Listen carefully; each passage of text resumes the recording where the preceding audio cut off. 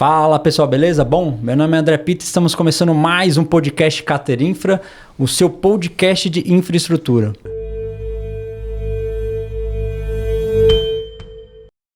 O podcast Cater Infra é um projeto bacana que a gente começou aqui na Cater para difundir, disseminar informação sobre infraestrutura e transporte. Então toda semana traremos novos assuntos e gente muito bacana aqui.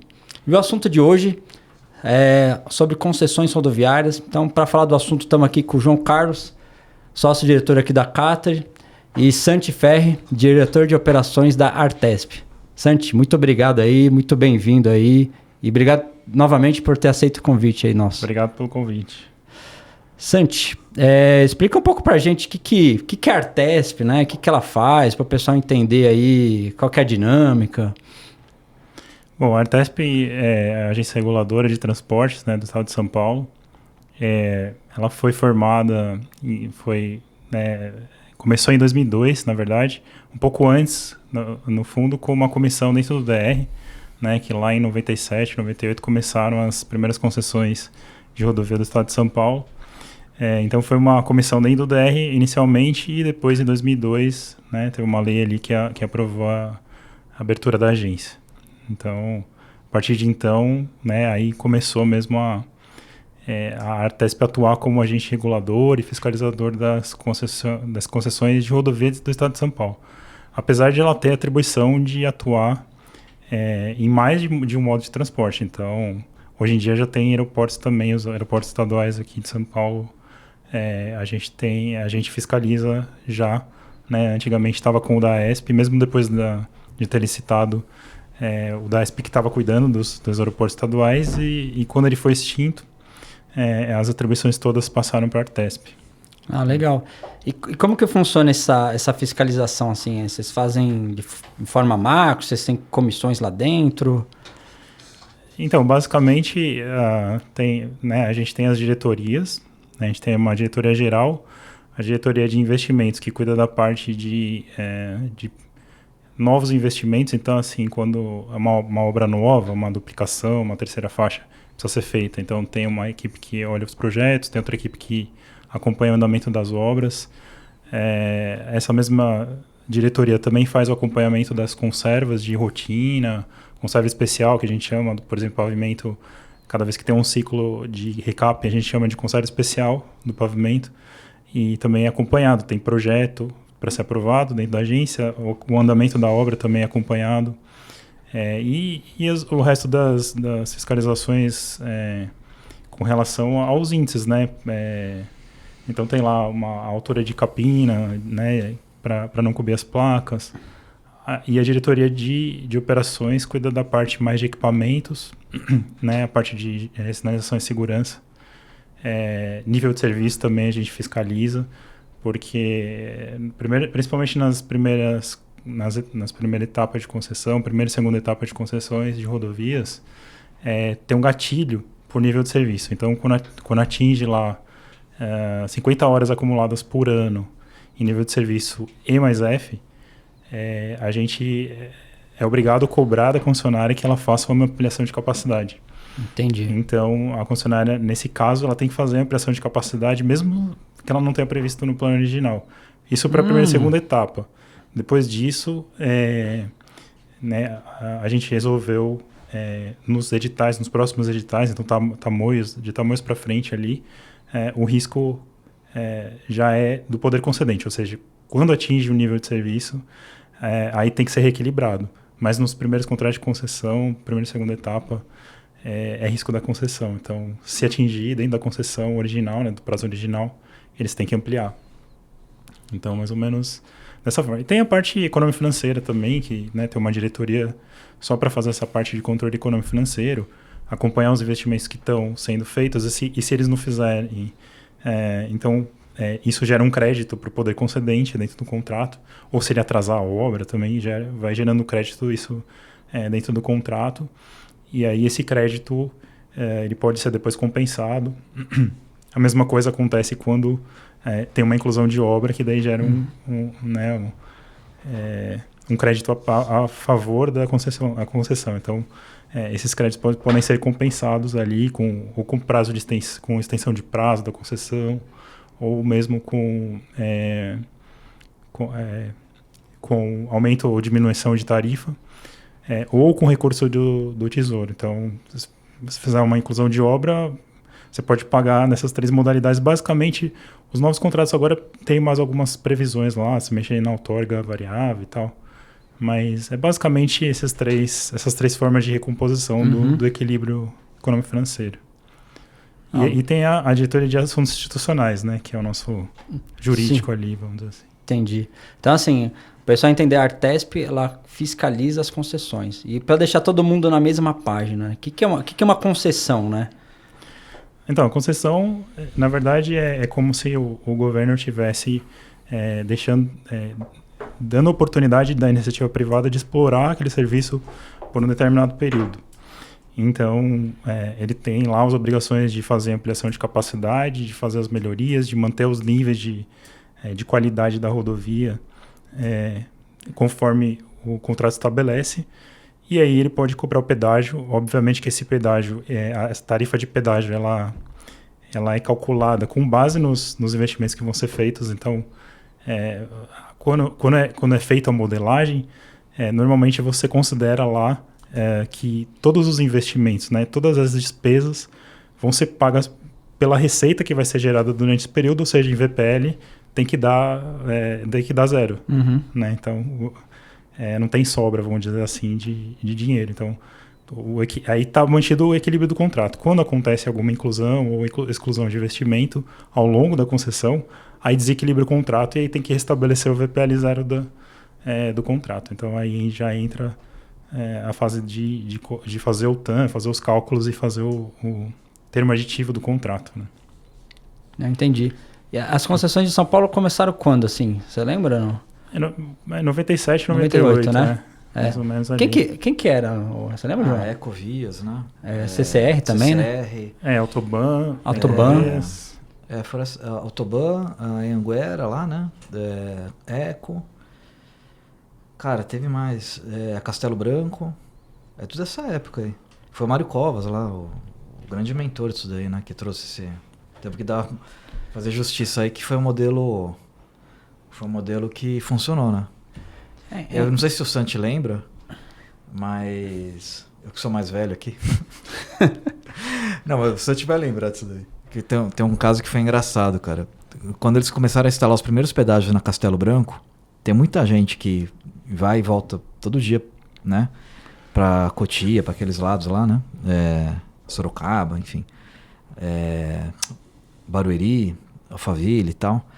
E o pessoal se revoltava porque tinha que pagar pedágio todo dia e tal. Teve muita resistência no começo. E aí, não sei se o Santi lembra, uma época o pessoal combinou de pagar o pedágio tudo com moedinha, com trocado. Que era para fazer uma fila no pedágio. Então, assim, teve uma resistência muito grande, né? Mas com o tempo, como é que eu vejo, né? O pessoal, muitos reclamam e tal. Eu até já falei isso em outros podcasts aqui nossos, mas o modelo da concessão foi muito bom, cara. Isso daí... Eu sou de Santos, né? Eu pego a Imigrantes desde a época que não era concedido. Cara, tinha buraco na pista, cara. Chegava no pedaço, tinha uns buracos. Era bem precário, né? Assim, não era que nem uma rodovia federal, assim, vamos dizer, não quero ficar pichando aqui, mas tinha muitas deficiências. Depois que concedeu, ficou muito melhor. E assim, temos que dar uma palmatória também.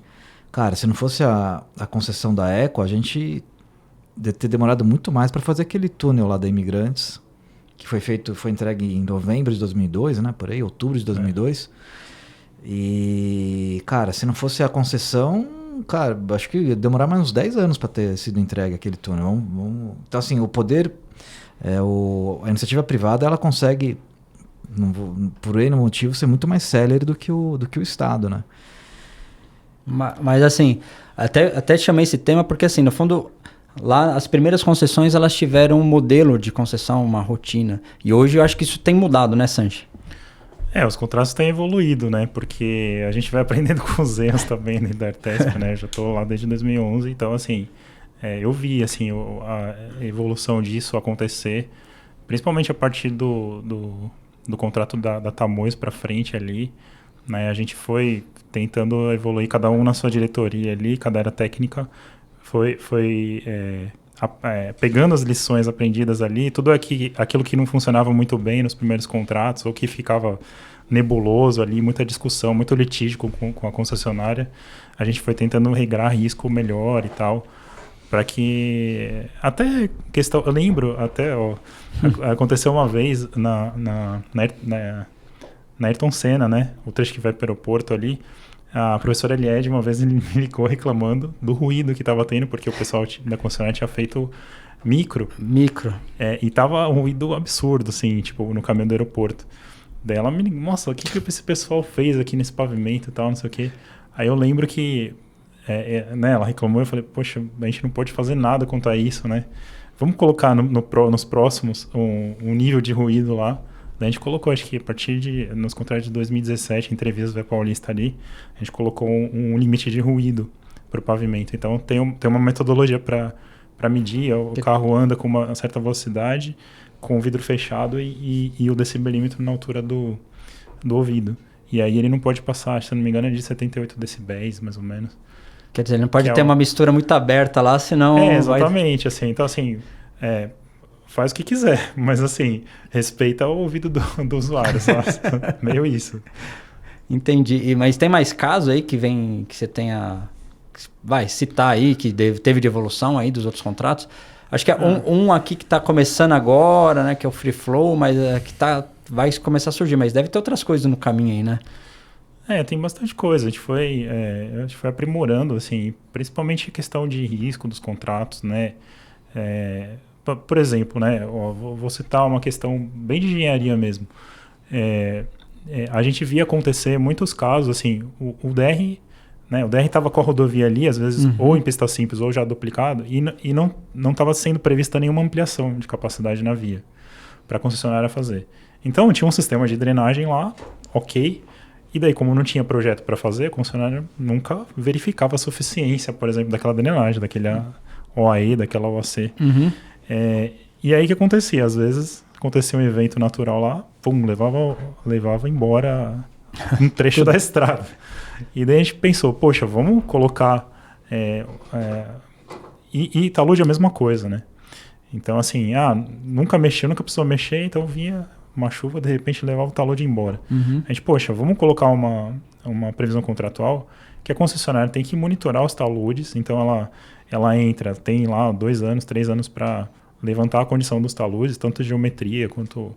né, para verificar a estabilidade daqueles taludes.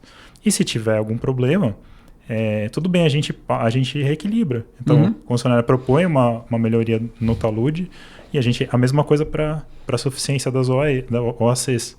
Então, se as obras de corrente não estiverem atendendo o fluxo lá, né, como é que chama?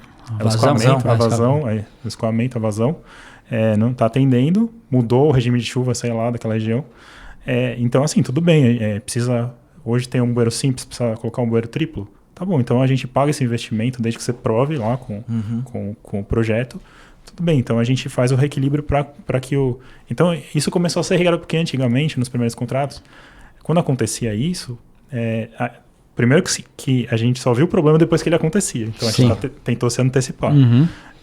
E outra é que a concessionária meio que tinha que arcar com aquilo, mesmo sem saber que aquele problema existia. Porque o problema operacional ia continuar existindo, né? Aí podia dar um problema para eles que ia ser mais desastroso, né? Então era melhor... então assim, a gente falou, poxa, vamos criar um mecanismo em que a concessionária consiga detectar o problema antes de ele acontecer e a gente pague, porque ninguém sabia que existia aquele problema. Nem a gente, nem a concessionária quando ela entrou, quando ela fez a proposta. Justo, né? Então, sim. E isso está dentro do contrato, então? Está dentro dos contratos, se eu não me engano, a partir de eixo ou entrevista, eu não lembro exatamente. Mas aí, 2017, 2019, mais ou menos. Então, por exemplo, a Eco-Noroeste, Rodoanel Norte, já tem esse dispositivo. Tá. Mas assim, hoje, né, a gente tem inclusive, aí você falou do Free Flow, né? Já é uma questão mais operacional. Mas a gente tem o programa do governo do estado de São Paulo que chama Siga Falso SP, em que ele está promovendo, está incentivando ao uso do free flow, ou seja, a substituição da praça física pelos pórticos. Então a gente, nas concessões novas que estão a partir de agora de litoral, noroeste na verdade, né, da noroeste para frente, todas as concessões vão sair com free flow já de partida, não tem mais praça física. No caso da Eco Noroeste, ela tem até 2030 para substituir as praças físicas, mas tem um incentivo, vamos dizer assim, para que as concessionárias antigas apresentem um estudo para que a gente possa substituir também. Então, as que estão em vencimento, assim, vamos dizer, não nos próximos 2 anos, elas podem apresentar estudo para a gente. E se for o caso, a gente faz o termo aditivo contratual para mudar o formato de cobrança da praça física para o pórtico. E o objetivo é dar fluidez, então, aí pro tráfego, assim, ou ter o preço de pedágio justo, digamos assim? Não, então, assim, deixa eu aproveitar e me dar uma pergunta. Quando vocês falam de free flow, na verdade, seria a mesma tarifa que é cobrada hoje. Não é ainda aquela questão de você ter o controle de onde o cara entrou e de onde ele saiu. Ainda não está nesse nível, né, Santi? Hoje ainda, na verdade, vamos lá. Então, por exemplo, né? Eu vou dar um exemplo de uma concessão que está estudando, né? Ela está estudando, é uma concessão da segunda etapa, e ela está propondo um sistema de pedagiamento diferente daquele que tem hoje. Então, hoje a gente tem as praças distantes, vamos supor, sei lá, cada 50 quilômetros. Então, o trecho de cobertura dela é 50 quilômetros. Uhum. Eles estão propondo outros pontos de pedagiamento. Então, vamos dizer, vai ficar mais próximo da cobrança por trecho percorrido, mas ainda não é exatamente o que o usuário entrou e saiu, percorreu ali.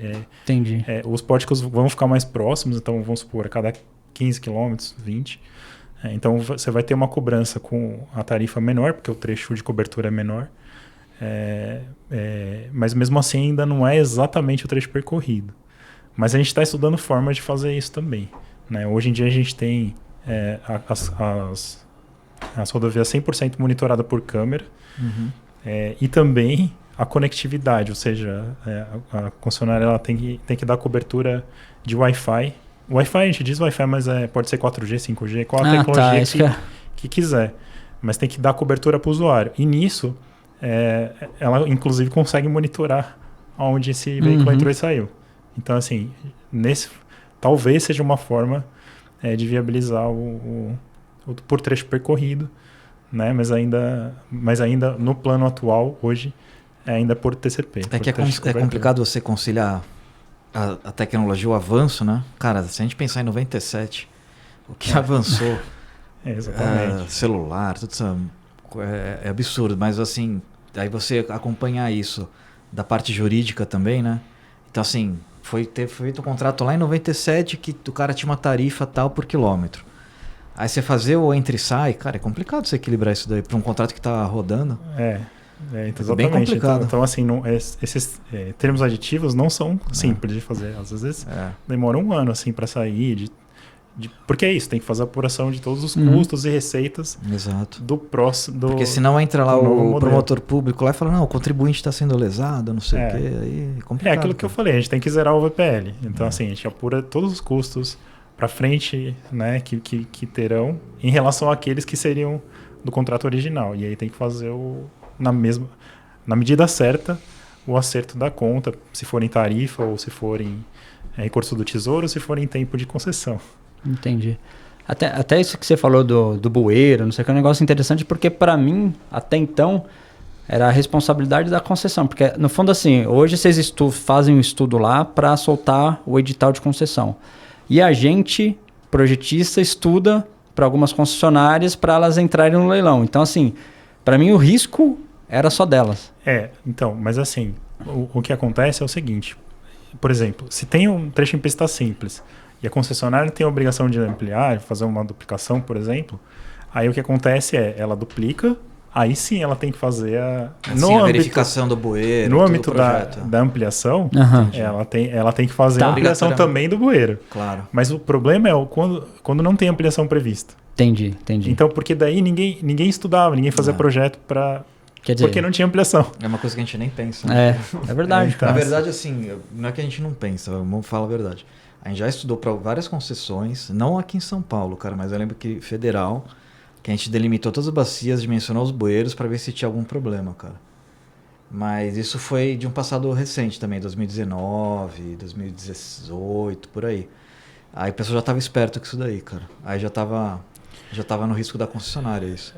Então, porque a gente regrou isso, eu me lembro, assim, a gente tava, acho que... aconteceu um acidente desse na Via Rondon, se eu não me engano, na SP300.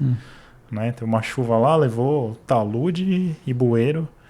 Daí a gente falou, poxa, a gente estava modelando as novas concessões, falou, poxa, como que a gente pode pensar num mecanismo de se antecipar para isso não acontecer? Porque a Via Rondon, ela recebeu o trecho duplicado já, então ela não ia mexer. Claro. Então nunca estudou se os dispositivos estavam tendo evasão ou não. Recebeu herda herança. Cara, né? acho que foi ano passado, que foi na Castelo Branco também, teve um pro desse que cedeu 3 pistas ou 2 pistas, ficou uma só. Teve um negócio bravo lá, né? Ali foi feio. Então, assim, é difícil prever todos os casos, mas a gente tentou ali regrar de uma forma que a concessionária pudesse se antecipar, óbvio, e ter o seu... porque é isso, né? É muito difícil você conseguir, na época da licitação, mesmo para o governo, estudar, por exemplo, se todos os bueiros que estão lá vão ter evasão ou não nos próximos 30 anos.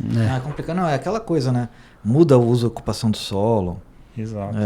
Cara, São Paulo, você olha assim, de repente tem um prédio. Imagina no interior, o cara era uma plantação, de repente vira um loteamento. Sim. É complicado, cara. Não dá pra... Não dá pra ver tudo. Não, difícil. São Paulo é muito mutante, né? Mas deixa eu... Vai lá, polemiza. Não, o Santi, cara, o Santi é um pavimenteiro aí de mão cheia, doutorado, reconhecido na área. Cara, o que eu conversando com o pessoal de concessionária e tal, eles falam que eu como usuário falando também, né? Que o controle da Artesp com defeito de pavimento é bem, não vou dizer rigoroso, mas é bem eficiente, vai. Então, assim, como é que é o Santi, assim, o pessoal, por exemplo, sai uma panela lá no pavimento, um defeito, eles têm 24 horas para tapar, como é que funciona isso daí? Como é que é o controle? Então, tem duas frentes, assim, a de rotina e a especial. A de rotina tem algumas regras desse tipo. Então, por exemplo, uma panela tem 24 horas para tapar. Então, sei lá, tem lá um dispositivo que é pano medianamente trincado. Aí também tem X dias para recuperar. Então, essa é a parte de conserva de rotina, né?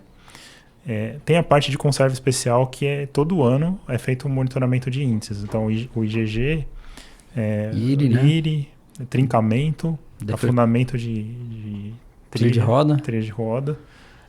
Deflexão também, embora a deflexão... mas enfim, também mede. Então, assim, e daí ele tem que atender o índice mínimo lá do edital. Então, assim, o IRI, na maioria dos contratos, é 2,7. Tem uns contratos até que a gente acabou apertando para 2,5, se não me engano. Uns contratos mais novos, assim, mas em geral a maioria 2,7. 2,7, E então, assim, a concessionária tem que manter esse índice. Se algum trecho... aí é a média do segmento, né? Do segmento homogêneo, que geralmente é de 1 km. Se ele ultrapassar, aí a concessionária pode ser penalizada na hora. Então, entendi. Então, por exemplo, buraco é 24 horas. Mas se eu for lá e medir e der um IRI naquele segmento a média do IRI naquele segmento de 1 km maior que 2,7, ela é penalizada na hora, não tem nem prazo. Então, alguns índices têm prazo, outros não. Então... Isso a gente está falando de pavimento, né? Mas a gente tem para operação também. Isso que eu ia falar. Tem sinalização, né? Sinalização. Reflectância. Vocês medem tudo lá. Iluminação, eu lembro, né? Tudo isso daí. O pessoal trabalhava lá até com tablet. E aí o fiscal lá, ele vai lá e anota e já vai para um sistema de gerência de vocês lá, é isso? Isso, é o CISF, né? É o sistema de fiscalização.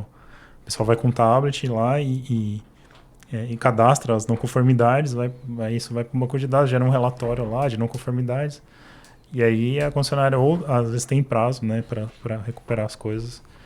Então a gente dá o prazo, depois passa de novo o fiscal e faz o antes mas viu, Santi, isso eu já falei para outros episódios aqui. O modelo de São Paulo funcionou bem assim, e aí vários estados começaram a copiar, até o governo federal, por causa desse sistema de controle e tal. Cara, eu não sou um cara que viaja muito pelo mundo, mas eu acho que as rodovias de São Paulo não devem muito, as que estão concessionadas, para muitas rodovias mundo afora aí. Mas assim, o que a gente vê é que outros estados tentaram copiar, não vou falar, mas assim, você sabe das histórias, e aí na prática o que aconteceu? O pessoal começou a cobrar pedágio, mas não teve melhorias, vai. O usuário não sentiu isso. E teve muita resistência. No Paraná, por exemplo, a gente sabe que, cara, quando fala de conceder rodovia, o pessoal já acha que é engodo, sabe? Fala, pô, isso é coisa para roubar. E aí, para você reverter essa imagem, cara, é difícil. Agora estão fazendo novas concessões lá no Paraná e estão tentando mudar isso daí para mostrar, não, gente, ó, tá cobrando pedágio, mas está tendo retorno para vocês e no fundo todo mundo vai sair ganhando. Então, cara, esse sistema da Artesp, acho que, além de importar o sistema de cobrança de concessão e tal, tinha que importar todo o modelo, né? É complicado isso daí, o pessoal não enxerga a engenharia que tem por trás, né, cara? Mas no fundo, eu participei dessas modelagens lá no Federal, né? Pela IPL lá, das rodovias de Paraná. Lá o que aconteceu foi assim, tinha um modelo estadual, e que daí teve um problema sério de corrupção ali e tal. E as concessionárias foram protelando de fazer obra, não fizeram as obras que estavam previstas no contrato, e também não cuidava direito das rodovias. E aí teve o Ministério Público atuando lá, fez um termo de... eu nem lembro o nome, mas assim, é um termo de acerto para... Olha aqui, ó, vocês não fizeram os investimentos que tinha que fazer, aconteceu tudo isso aqui de problema, vamos fazer um acordo e vocês devolvem. Então elas tinham umas melhorias para fazer antes de devolver. E daí o Ministério Público foi em cima realmente disso, era um programa estadual. Aí o que aconteceu, né, nesse tempo, o federal, então a NTT lá, o Ministério, foram demandados para fazer um novo programa. Então, e daí é o que aconteceu. O modelo do federal já estava um pouco mais maduro e também tinha muita experiência, tanto que tem muita gente de São Paulo nessa época trabalhando lá. Eu, né, o Benini. Então assim, muita coisa a gente trouxe de São Paulo e levou para o modelo do Paraná. Então, o modelo do Paraná, hoje ele está bastante parecido com o edital de São Paulo. A gente pega por causa que a gente estuda para algumas concessões para participar de leilão, e a gente vê que é engraçado como os editais, eu não vou falar que é um copia e cola, mas são bem parecidos. Até os da Artesp, a gente vê muita semelhança com os editais da NTT hoje. Para você ver, por exemplo, eu lembro que no da Eixo, né, que foi em 2019 ali mais ou menos, a gente colocou o problema que até então a gente não estava tratando nos contratos. O problema da correção de curva horizontal e vertical. Sim. Então, assim, daí o que aconteceu? Acho que nos últimos contratos estava tendo esse problema. O pessoal previu duplicação e não previu melhoria. Então, assim, o que acontecia? A pista nova ficava com uma velocidade antiga com a outra porque tinha restrição de visibilidade de curva horizontal e vertical. Falou, poxa, calma, então vamos tratar isso. Já que a gente está levantando topografia para fazer a modelagem, vamos fazer esse tratamento também no existente. Claro. E daí a gente previu uma série de melhorias já de partida no contrato. E o edital, isso em São Paulo, em 2019. Aí quando a gente foi lá para o Federal, estava modelando os do Paraná, foi o primeiro contrato a primeira modelagem que a gente conseguiu convencer o pessoal do Federal lá e o Tribunal de Contas que era importante ter essa verificação também. Legal. E daí a gente colocou também isso. Então, o edital do Paraná, esses editais do Paraná dos 6 lotes, é o primeiro do Federal que tem a questão da correção de curva horizontal e vertical. É por isso que saiu, né? Porque demorou até para sair, né? Foi todo um processo aí, eu acho que isso corroborou aí, ajudou, na verdade. Não, a gente teve várias discussões com o Tribunal de Contas, eu me lembro, assim, porque eles questionavam, por que você está mudando isso? Essa é a regra, por que você escreveu desse jeito, né? Então, assim, daí a gente, poxa, lá vou trazer a experiência de São Paulo. Ó, em São Paulo acontecia isso assim, assado. E daí ficava com esses problemas de... e às vezes, de novo, você pega um trecho que já é duplicado, ninguém nem vai ver se alguém não mudou a velocidade lá por conta, se a velocidade que está regulamentada, ela é maior do que a própria geometria permite. Sim. Isso é comum, cara. A gente faz o projeto, velocidade de projeto 80 por hora, Aí quando vai ver, tá 90, 100 no trecho. Exatamente. Já vi uns casos desse.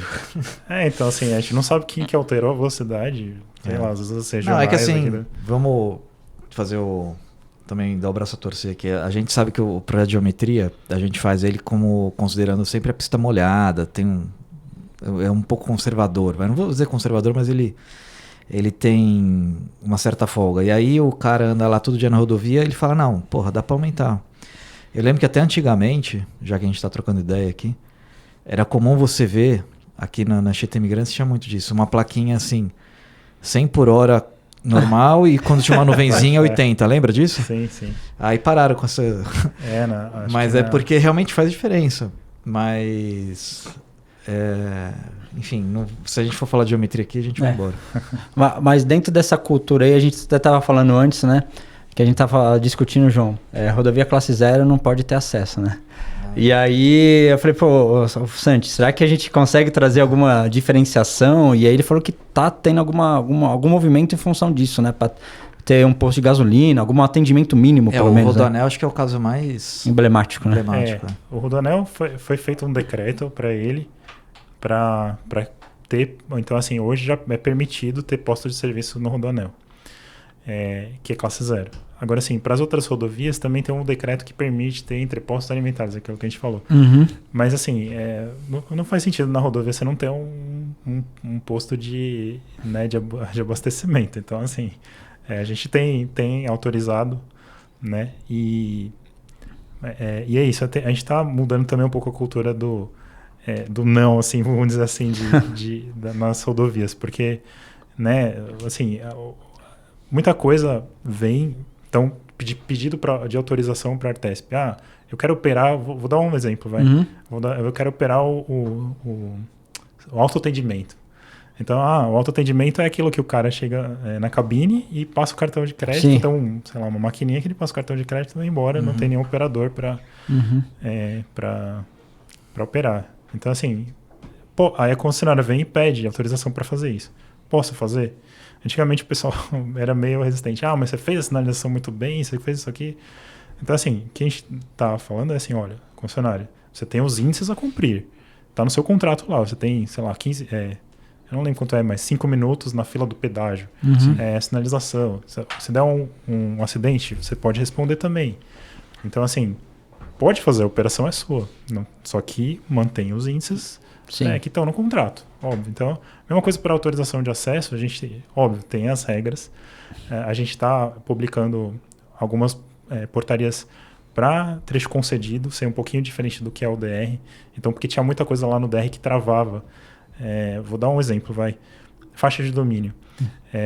Para dar autorização para uma concessão de serviço público, tipo, sei lá, com gás, por exemplo, a gente, pela portaria do DR, você tem que verificar se ela não tem nenhuma pendência ou de documentação ou de pagamento em nenhuma outra rodovia do estado de São Paulo. Nossa. Burocracia gigante. E daí, assim, o cara não conseguia fazer uma adutora, uma nova... a Sabesp não conseguia fazer uma adutora se ela tivesse uma pendência aqui e ali. Mas por quê, cara? Mas assim, a gente está atravancando aqui um município de receber água, gás canalizado. Então, assim, por quê? Não, vamos fazer diferente aqui, ó. Autorizo, e aí a concessionária de rodovias que vai atrás para verificar se... Mas uma coisa não tem a ver com a outra. Então tá autorizado, pode construir. Aí se precisar, entrar na justiça para reaver os valores ou alguma coisa que precise ser se ela não está pagando taxa de onerosidade, essas coisas. Mas assim, não atravanque o progresso por causa de uma outra pendência que não tem nada a ver, não está nem no trecho, é em outra cidade, sei lá. Então, assim, essa mudança de cultura a gente está tentando implementar na Artesp para não atravancar as coisas, né? Então, entendi, destravar todo o processo aí. Isso é legal, cara, porque realmente acesso é um negócio complicado, né? Então, assim, e é isso. Quando chega na agência, a gente tem emitido autorização, às vezes com ressalva, para ser atendido durante o processo. Então, assim, não adianta nada eu segurar um projeto de sinalização definitiva que vai acontecer só lá no final da obra, aí não deixa o cara nem iniciar a obra. Sabe assim? Você estava falando disso, né? Tá tudo aprovado. Quer dizer... Então, assim, tá autorizado, você tem essa pendência aqui no projeto de sinalização. Até chegar na fase de sinalização da obra, você tem que acertar essa pendência. Então, a gente vai fazer uns pontos de checagem, mas assim, pode começar a obra. né? Não vou ficar segurando até tá, né, na vírgula tudo certinho, né? Então, Cara, o funcional da Artesp é quase um executivo, velho. Vai começar a reclamar, já. Não, eu tô brincando, mas é... Não, eu acho que é bom, cara. Eu já falei isso outras vezes. A questão do funcional da Artesp, não, pelo menos os que eu pego aqui, nunca exigiram que fosse topografia de campo, mas eu acho até interessante que fosse. Mas assim, como já exige perfil, superelevação, cota do nariz físico lá, tudo... Cara, se o cara quiser executar como funcional, ele consegue. Não precisa... Se o cara for bom, ele faz. Não precisa nem dar nota de serviço. Exagerando um pouco, mas assim... Eu acho que é salutar isso, porque você já discute tudo no funcional, o que importa, vai. E depois o resto, cara, é detalhamento. O cara demora, sei lá, 2 anos pra fazer a obra, 3 anos, se for, depende do que for, pô. Muitas vezes o cara quer viabilizar o acesso para vender o terreno com acesso regularizado. O cara nem tem interesse de fato de fazer alguma coisa. De fazer alguma coisa. Ele só quer ter o terreno e chegar pro comprador e falar, não, o acesso está autorizado. Porque é muito comum alguns empreendedores grandes, assim, contatarem a gente, e aí eles vão falar, como é que eles chamam isso? Esqueci o termo, cara, é um termo em inglês. Mas eles... puta, tá vindo na cabeça, depois eu lembro. Mas due diligence. Aí eles vão comprar um terreno e eles falam, não, contratar você para ver se é possível fazer o acesso. A gente faz um estudinho lá e fala, não, é possível, é assim, assim, assado e tal. Aí eles vão lá e compram o terreno. Então, o acesso direto na rodovia, cara, explode o preço do terreno. Tem um outro valor. Então, para particular, rodovia classe 0 não pode, né? Então, aí o que a gente vê muito, a Bandeirantes, por exemplo, outro dia tinha um interessado também que queria fazer um acesso na Bandeirantes. Aí eu falei, não, vamos ver e tal. Aí a pessoa falou, não, mas puta, não é classe 0 lá?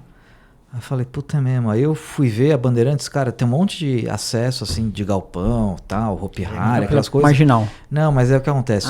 Tem um posto de gasolina, aí o cara sai no posto, e aí tem um acesso dentro do posto lá que vai dar no Hopi Hari, É verdade. nos outros negócios lá que eu não vou falar aqui, mas... outros galpões, aí outras... Então, assim, o pessoal usa o posto... para fazer o acesso. Como acesso Mas tudo bem, não tá legalmente, ele não tá equivocado, mas ele tem que ter como se diz, um convênio lá, um acordo com o cara do posto, porque se o cara do posto resolver fechar o acesso dele, ele ferra com um monte de empreendimento aí. Mas, Santi, assim, beleza, então a Artesp tem evoluído muito na questão de cultura, eu acho que, isso daí é fantástico. E como que tá o programa de concessões aí? Saiu uma concessão nova agora, né? E tá para sair algumas outras aí na praça, né? Conta um pouco pra gente, geral aí, como que tá isso? Então esse governo já licitou o Rodoanel Norte, né? Que inclusive já começou a obra lá para terminar, né? As obras que a Dersa deixou. A Eco Noroeste, né? Que foi basicamente a devolução lá da Triângulo, né?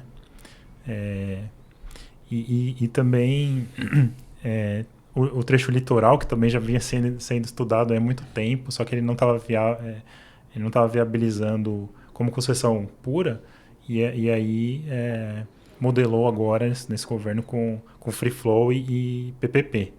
Então o governo vai investir uma parte do dinheiro, né, na concessão pura, tem um aporte lá para fazer melhorias e tal, obras. O Rodoanel Norte também é uma PPP, né? Também é? Também é, o Rodoanel Norte também é. Porque na primeira modelagem do Rodoanel Norte, o concessionário ia receber pronto da Dersa. Tá. E daí, como a Dersa paralisou as obras, depois foi extinta e tal, aí incluiu o custo de terminar essas obras dentro da concessão. E daí já não parava mais de pé com aquela tarifa, tinha que aumentar demais a tarifa, então... O governo resolveu aportar uma parte do dinheiro para manter a modicidade da tarifa.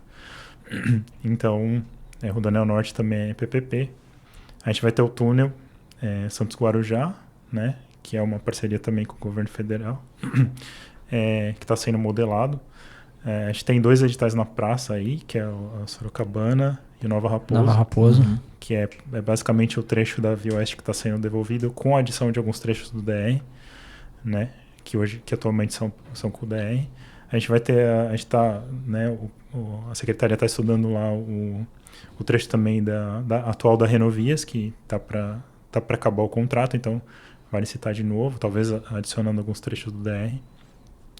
Então são esses que estão assim na praça aí. E esse, desculpa, o Santos Guarujá, eu que sou interessado. Santos Guarujá vai sair? Ou... Eu já ouvi. Vai sair. Já contataram a gente para fazer alguma coisa aí, mas até agora. Vai sair. A gente já está em discussões bem avançadas ali, né, com o pessoal.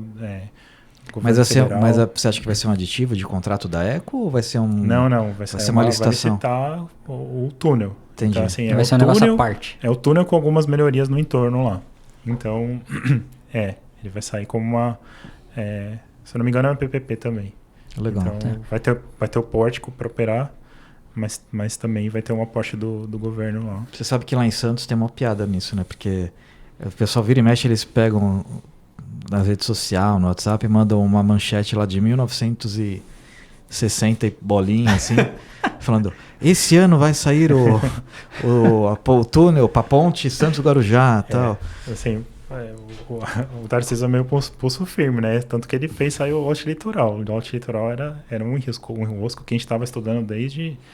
Que é de Peruíbe, 2015, né? 2014. Peruíbe ali, né? Isso, Peruíbe. Itanhaém, né? Pega a Praia Grande até Peruíbe. Vai até a Regis. E sobe quase até a Regis. E do outro lado sobe lá para Mogi Bertioga, né? E esses modelos, isso daí, esse da Litoral, do Rodanel a gente sabe porque a gente estuda, mas por que não estava virando? Porque não tem público ou tem mais problema lá? Não, então, tinha um problema de receita. A receita não estava cobrindo as despesas. Tem muita evasão lá também, né? De prazo de pedágio. Né? No trecho da Baixada na SP-55 ali, que vai desde Praia Grande até Peruíbe, os municípios são conurbados ali. Tudo junto. E aí, o que acontece é que eles usavam a rodovia, usam hoje, né? Como uma avenida. Apesar de ter vias marginais lá, em alguns locais. Então, o que o governo propôs fazer? Eu vou fazer interligação dessas marginais, mesmo que elas sejam vias municipais hoje, mas assim, a concessão vai fazer a melhoria, então vai interligar ela meio que de fora a fora, só pôr um trecho de Itanhaém, porque tem uma ponte, né? Sim, ali Itanhaém, a ponte grande ali. Na ponte não vai ter marginal, mas fora isso, de fora a fora ali, desde Praia Grande até Peruíbe, vão ser marginais contínuas. E a cobrança do pórtico vai ser feita só na via principal, não nas marginais. Então, assim, se o munícipe quiser correr fazer esse acesso entre cidades ali só pela via marginal, ele não vai pagar nada. Se tiver congestionado e ele quiser optar por entrar na rodovia, tem que pagar. Aí tem que pagar, vai passar no pórtico. O problema é o contrário, né? O cara que está na rodovia querer pegar a marginal para não pagar o pedágio, né? Acho que esse que é a grande dificuldade. Então a dificuldade vai ter que fechar alguns acessos ali para não ter essa migração evasão, de toda hora o cara entrar e sair, né? Eu várias vezes tava vindo de Peruíbe, que meus pais têm casa lá. Aí é mó trânsito, ia pelas marginais, né? Ia cortando lá. Então, eu acho que caminhão também vai ser proibido nas marginais, assim, porque são vias municipais, né? Com pavimento bem menor e tal. Não, beleza. E essas novas concessões, Nova Raposo, Sorocabana, tá saindo alguma coisa nova que não saiu nos outros contratos?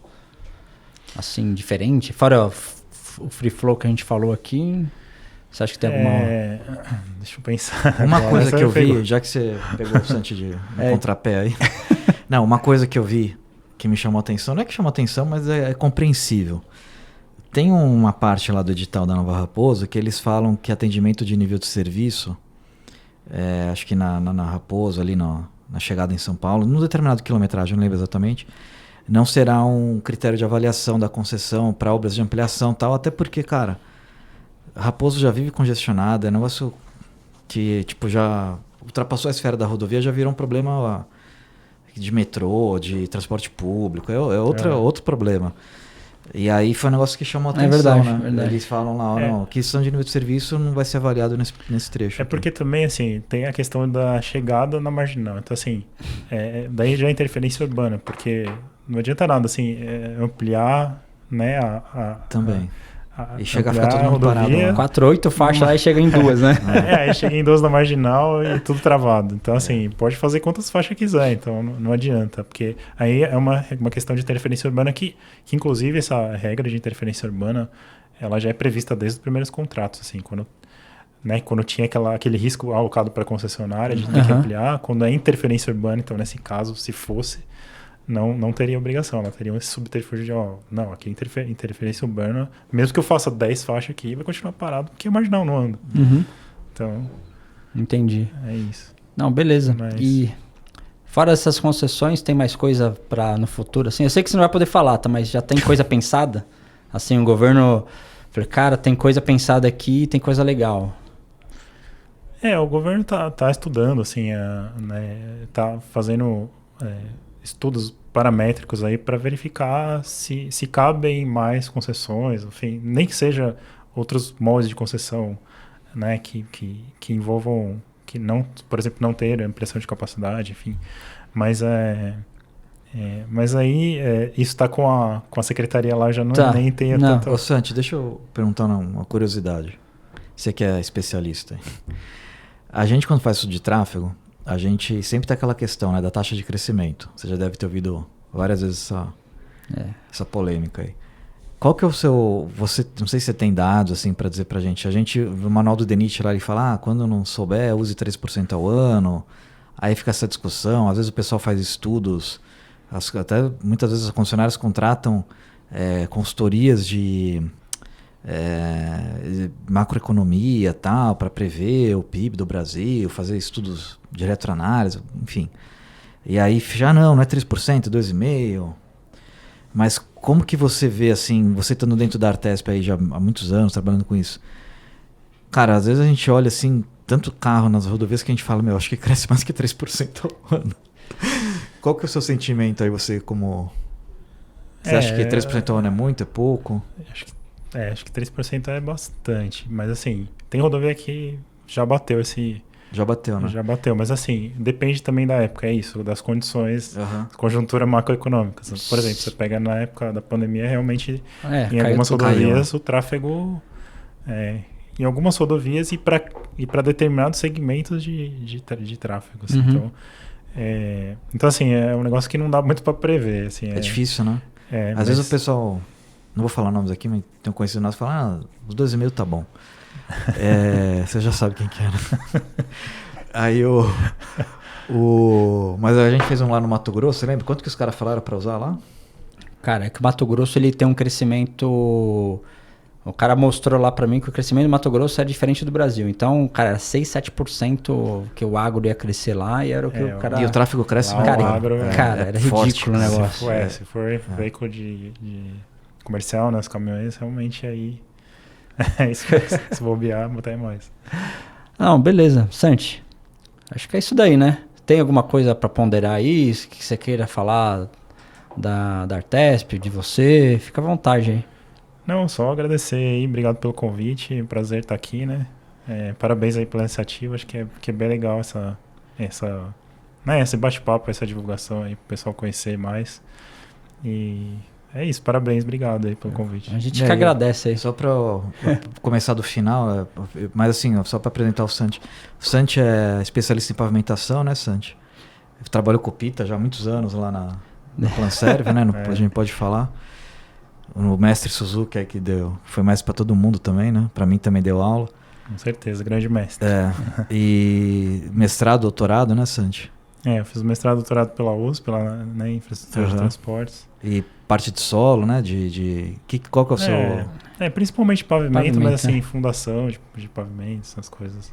E aí há muitos anos você já está bem nessa área de órgãos, autarquias, vamos dizer assim, trabalhando com a Artesp, DR. DR não, né? Mas Artesp e federal, né? Artesp desde 2011.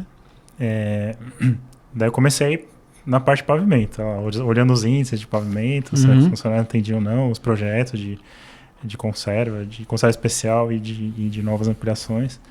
Mas depois começaram a entrar, por exemplo, as novas concessões desde Tamoios, aí eu já comecei a me envolver um pouco mais com a parte regulatória, vamos dizer assim, e de modelagem de engenharia em geral, assim, então, né, justamente essa parte aí de, vamos fazer uma regra melhor para os taludes, uma regra melhor para drenagem e tal. Então, a partir daí, depois me convidaram para ir para o federal lá, mexer justamente com a estruturação de projetos novos, de novas concessões. Então, a gente fazia a modelagem Hoje, todo o pipeline que está sendo licitado ali pelo federal meio que passa um pouco pelas minhas mãos. O Paraná, Show. Com certeza. desde a Dutra, Paraná. E aí você ficou mais multidisciplinar agora, né? Você tem que... Daí me chamaram agora para operações. Operações eu também não tinha tanta expertise assim, mas enfim, encarei o desafio e tô tentando melhorar ali os procedimentos e tal pra gente... Legal. Então, beleza. Valeu, Beleza. Santi. Muito obrigado aí. Obrigado.